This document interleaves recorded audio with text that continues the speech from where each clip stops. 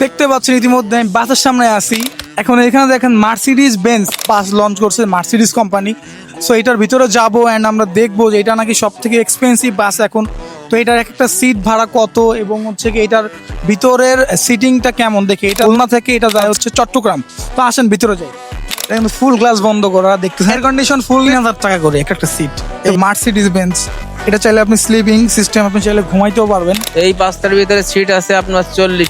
একটা সিটের ভাড়া যদি 3,000 টাকা হয় সেখানে 40টা সিট আছে বাসে। এই দেখেন একবারে গেলে শুধু 1,20,000 টাকা,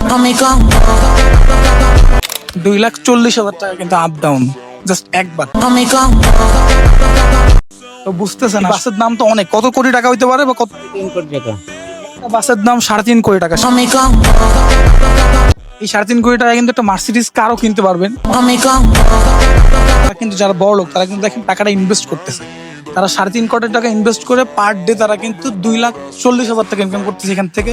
কারণ খরচ খরচা বাদ দিয়ে তার 1 লাখ টাকা মাইনাস করি, তারপরেও কিন্তু 1.5 লাখ টাকা প্রফিট থাকতেছে। তো বুঝতে পারছেন এই জন্য বড় লোক হচ্ছে, আর গরিবরা দেখেন এই টাকা দিয়ে গাড়ি কিনতে অন্য কিছু করে শো আপ করতে। আর দেখেন বড় লোকরা কিন্তু টাকা ইনভেস্ট করে কিন্তু তার আরো বড় লোক হয়ে যাচ্ছে। দেখেন নর্মাল একটা মানুষ কিন্তু এই গাড়ির যে একটা টায়ারটাও কিনতে পারবে না।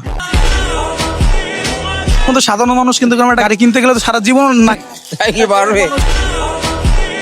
পারবে না তো, এটা তো দেখতেছেন যারা বড় লোক তাদের প্ল্যানিংটা কেমন, তারা কিন্তু টাকাটারে পারফেক্ট প্ল্যানিং এ ইনভেস্ট করতে যাতে তাদের টাকায় কিন্তু টাকা বাড়ছে। সেই জন্য কিন্তু বড় লোকটা আরো বেশি বড় লোক হচ্ছে। আর গরিবরা কিন্তু এগুলো দেখে হতাশ হচ্ছে। যারা বড় লোক তারা কিন্তু এইভাবেই বড় লোক হয়, আর যারা গরিব তারা কিন্তু তাদের ভুল প্ল্যানিং ভুল ইনভেস্টের কারণে গরিব থেকে যায়।